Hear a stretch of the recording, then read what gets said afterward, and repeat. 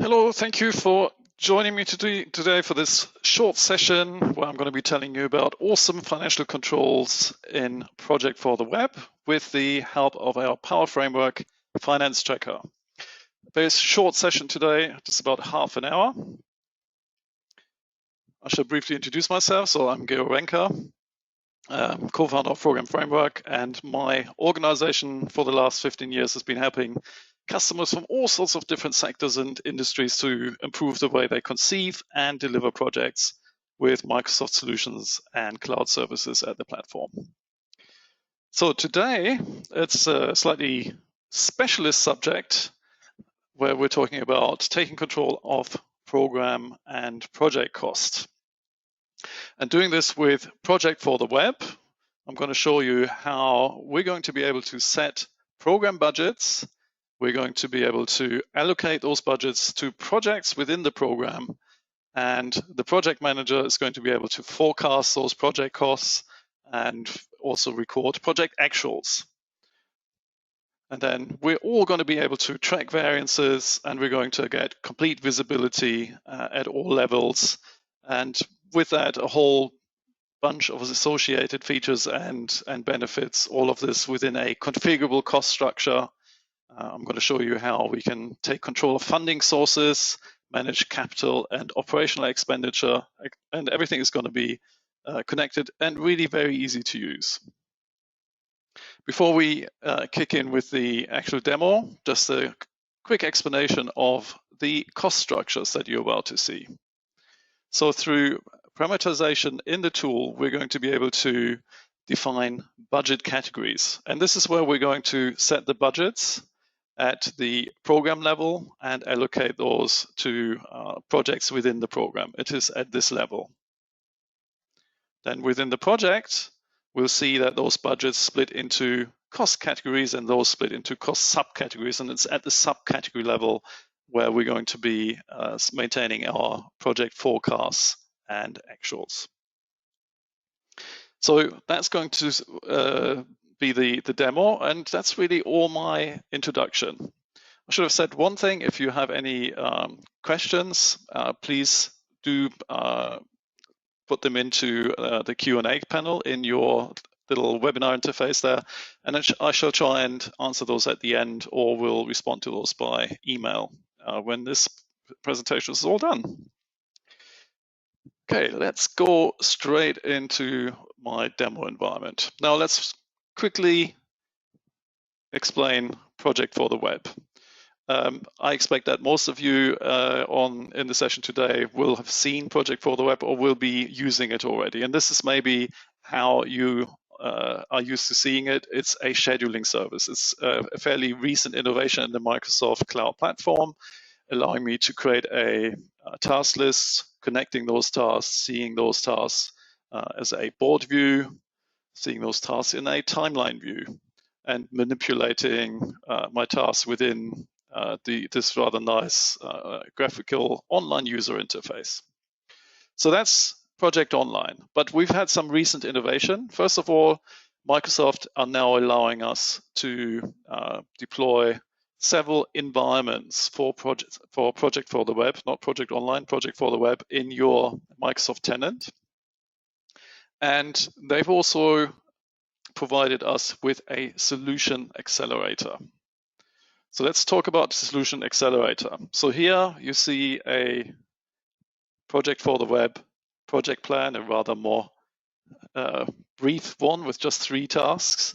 But you now see this embedded into a Power App application. And this is the solution accelerator. So this project plan now sits within a task tab within a project.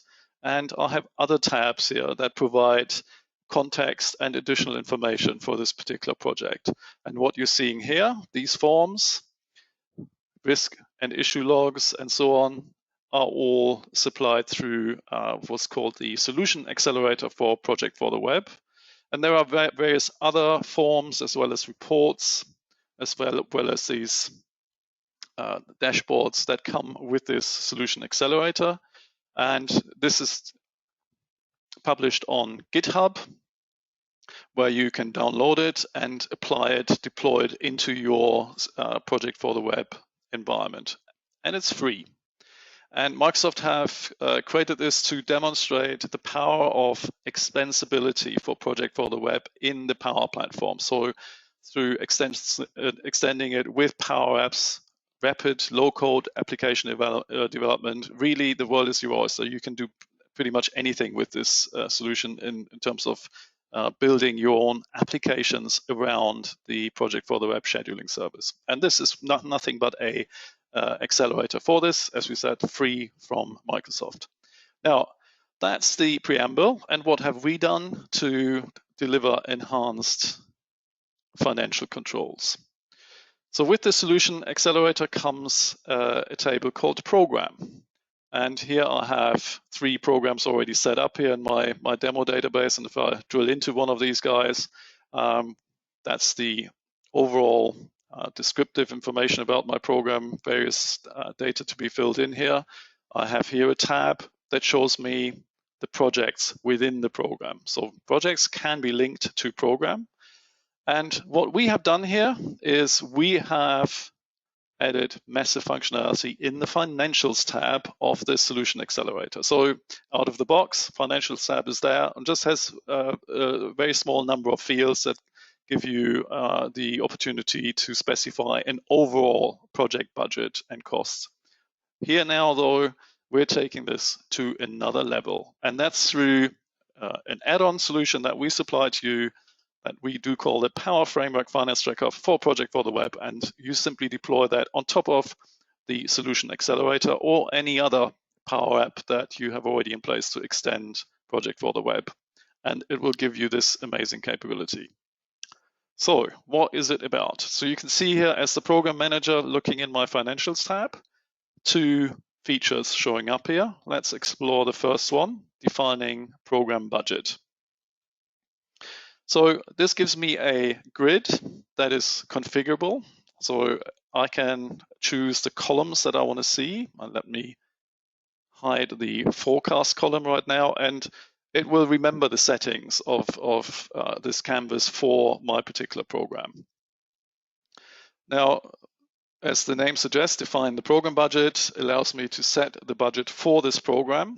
And you can see right now this program has a total budget of around 2.5 million over a number of years. The number of years, that time period here is determined through the program start and due dates.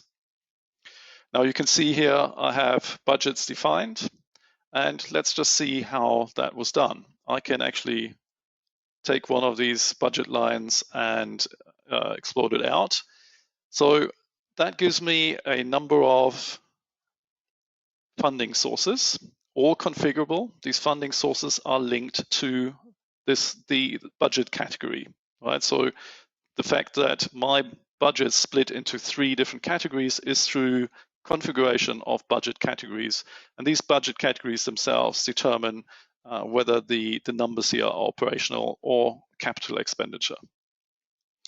So for each budget category, I can set up the funding sources that are available to provide the funding into this budget source. And let's say we're going to add some external funding into this program now, and let's say we'll have, let's say, 120,000 in 2021 as additional external funding. And as you would expect, the total budget is updated accordingly and so on.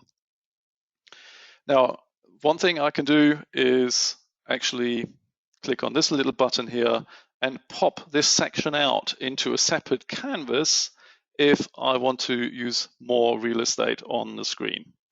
So here we are with a bigger column, a bigger canvas that gives me more space. So now I can see all my budget categories with funding sources, and I'll put some more external funding here into invest capex and seeing how that updates. The other thing I can do is, while I'm entering these columns here at an annual level, I could equally do this at a quarterly level or a monthly level. So let's explode this out to quarter, or let's explode it out to months. So where I've entered 120,000 for the year as additional external funding. That's translated into 10,000 per month or 30,000 per quarter. And I can now actually work at the monthly level and say, you know what, for February, I'm going to get 20,000, and that updates the quarter and annual totals. Or again, I could use the quarterly figure and put 60,000 in this quarter, and that will update the monthly and annual figures and so on. So that's how I set budgets for my projects, my programs rather. But let's expose another column here, which is the allocated column. So what we're going to do now is, with these budgets in place, we're going to allocate them to our projects within the program.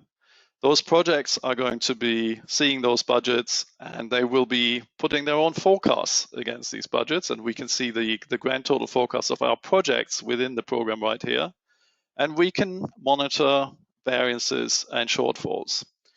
So we could say, for example, show me whether we have any issues with the forecasts that our projects are delivering against the budgets that have been allocated to them. So you can see here clearly in this budget category, £700,000 isn't enough. Our projects are demanding £1 million, and we have appropriate shortfalls here across this whole budget category. So with that, let's pop this back in and return to the underlying screen, and let's talk about how budget is allocated out to projects. So this is my second feature here, and when I look at that, what you see here right now is the list of projects within my program. Now again, I could take one of these guys and explode it out to see exactly the same budget categories here. So where budget has been allocated up here, that will be shown here. So previously in my program, I've gone and put 500,000 against this particular project. And if I was to put something against invest OPEX in my project, give it another 500,000 here, for example, you will see the allocated figure at the top updating as a result. So you can see now this allocated budget has gone up massively. Back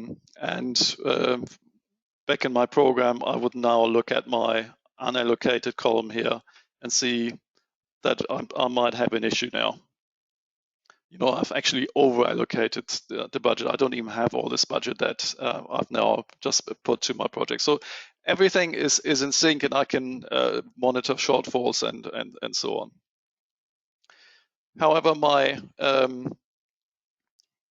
project will be pretty happy because I've given it a lot more budget.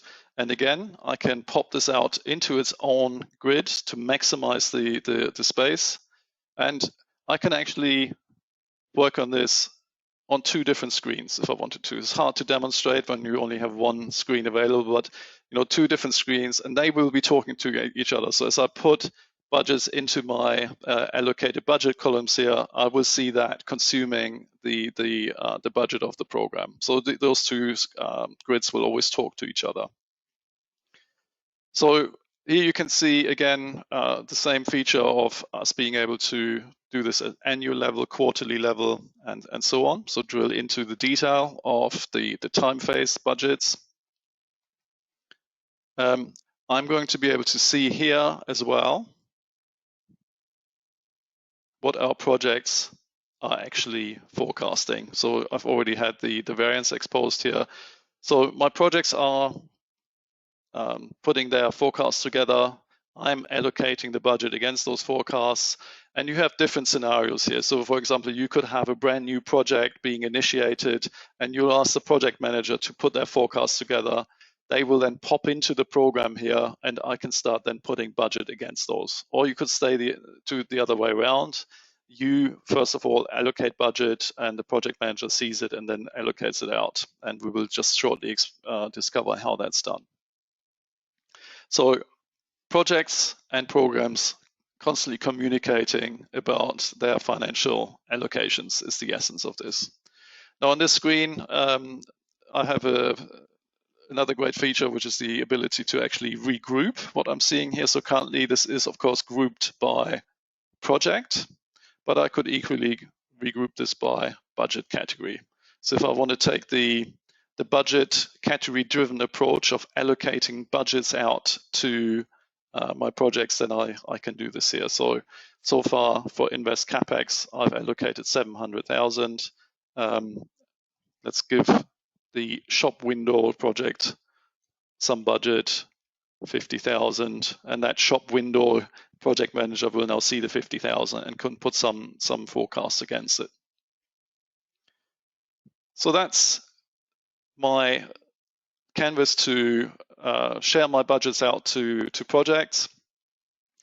And with that, let's talk about the experience that the project manager will see. So here I am just changing tabs to the view of projects within the program. So let's pick one of those guys, go to the HR portal upgrade. So here the financials tab looks a little bit different. Here we now have the same budget categories showing me the budget allocated by the program, and I previously just now gave this project another 500,000, and that's showing up here against this particular budget category. These budget categories now, as per my introductory slides, explode out into cost categories and subcategories. All parameter driven. It's your setup, and it's you who decides how your forecasts are actually defined and at what level. You can see here, for example, that I have personnel expenses that I'm splitting into various teams and role types. But equally, you could actually set up cost subcategories even at individual team member level if you wanted to. You could have resource names here. Equally, you could set up cost subcategories maybe for your regular suppliers that you work with and put forecasts against these. So as you would expect, as I'm entering money against this particular budget, it's all added up. And I've now consumed 500,000 with one single forecast. Let's actually do something that's a little bit more real world and put some numbers together. And quite possibly, we're actually going to be working with this on a monthly level. One thing that a project manager most likely will do, and it would be best practice, is to actually, first of all, really modify the canvas and get rid of budget lines and forecast lines that are irrelevant to the project. And that's done via the filter section here. So I'm going to make things a little bit easier on myself by hiding running costs altogether. So if I explore out running costs, there's a whole lot of cost categories and subcategories under running costs that are irrelevant for this particular project, let's say. So let's just hide that, and that will be stored. Equally, I could hide entire cost categories. Maybe I don't need external capacity and services. Maybe I don't need data expenses. And you can see data expenses, these are set up to show up under these cost categories, and one of them is marked as OPEX, one of them is CAPEX. So I can decide where my funding is coming from in that way. So let's hide data expense. So I'm just reducing the amount of rows on the canvas, making it easier to maintain. And then the same for cost subcategories. I could get rid of stuff that I just don't need. So if I don't need any digital resources, get rid of those and so on. So with that, it's a pretty simple exercise to put my budget numbers against these columns, monitoring my remaining budget, and then at some point I would expose the actual column and enter actuals as well.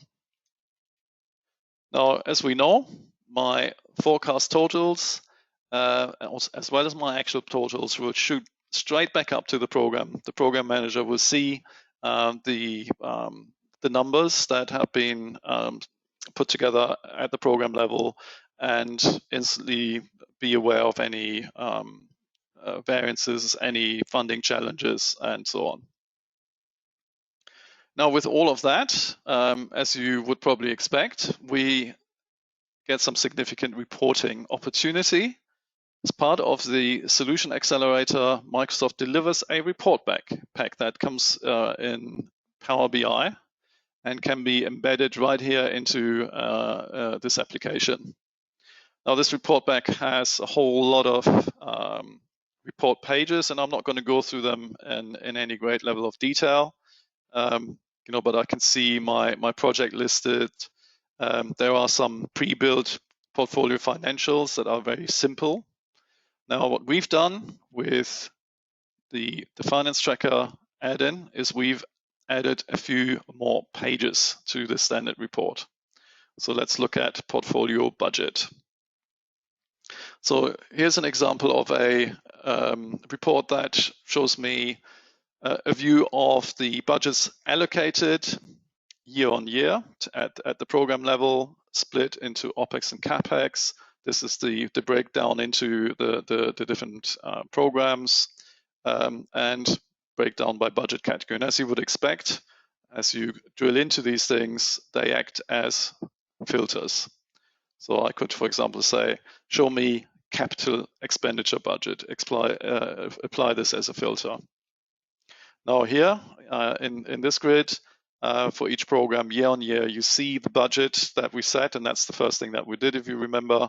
And you then see what was allocated to projects and what remains unallocated. And as I hover over this little window appears and actually shows me the breakdown of that budget allocation to the various projects. Okay, so here's £20,000 allocated, and that's to the Microsoft 365 rollout, and so on. Now, while this gives me the overall view of the world and budgets at program level, we can then also look at cost.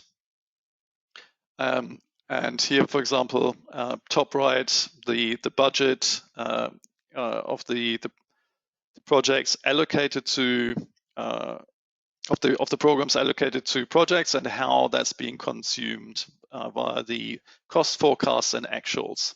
So the word cost appears here, that being a forecast, or if it's an actual is on file, then the actual will override the forecast. So months on months, that gives us the cost to complete for this project, and that's being compared to the budget overall.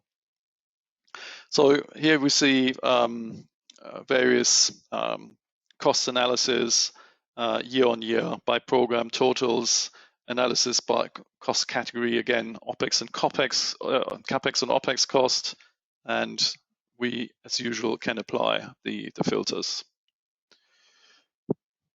This report then takes us down yet another level into detailed cost analysis by cost categories, by project, year on year, and so on. Again, different analysis here by budget category, different breakdowns.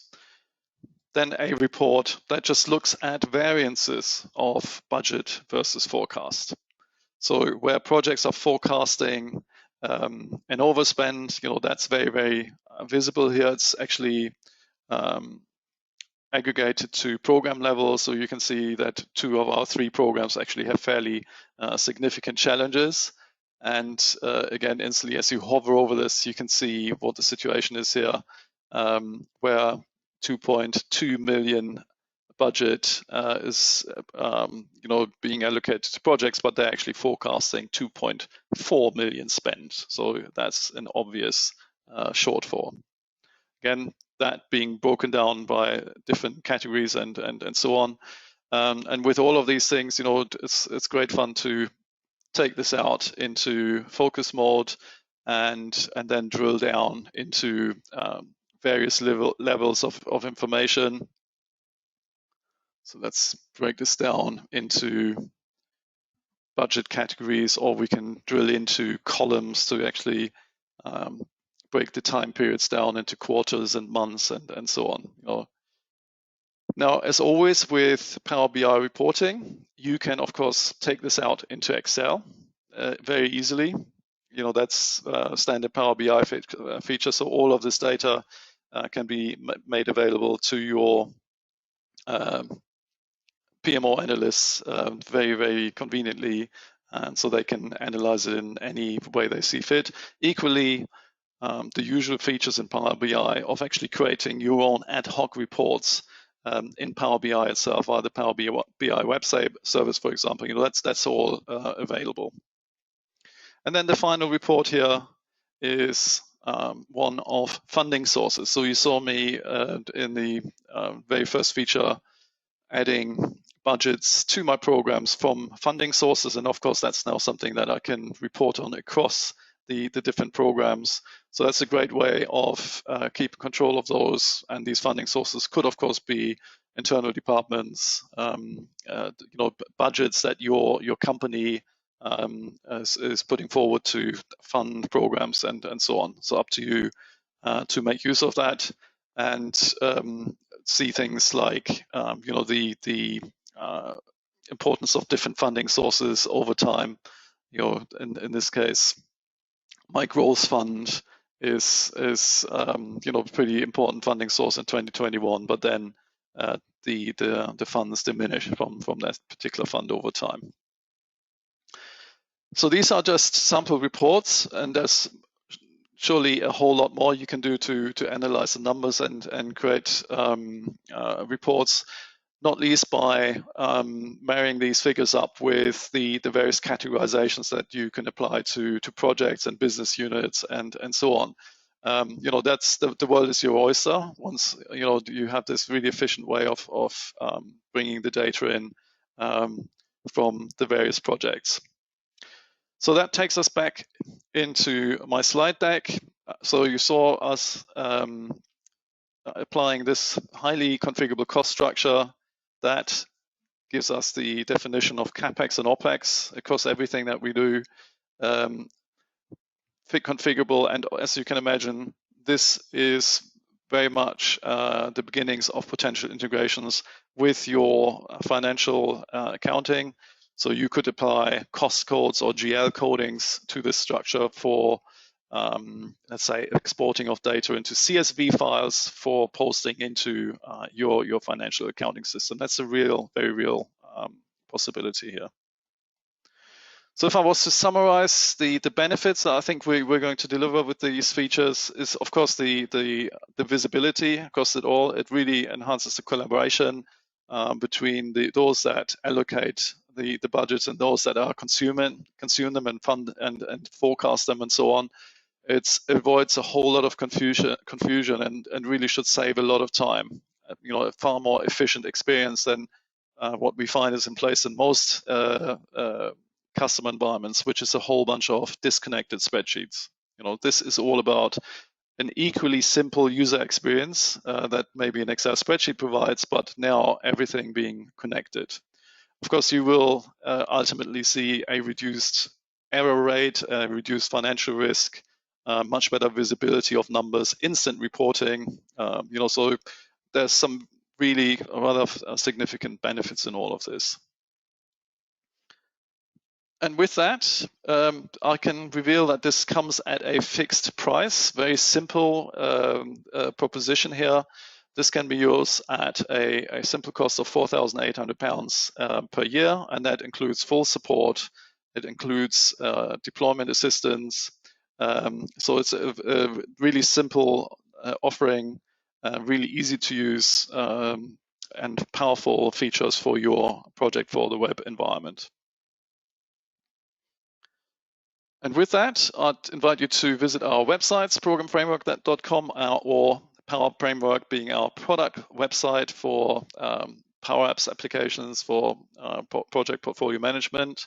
Do get in touch with me if you have any particular questions, if you require a personal demo, or also to find out about our Project for the Web Quick Start service. We have specialist service to help you get up and running with Project for the Web very, very quickly and so on. Thank you so much for attending today. It's been great to have you, and I look forward to hearing from you in the near future.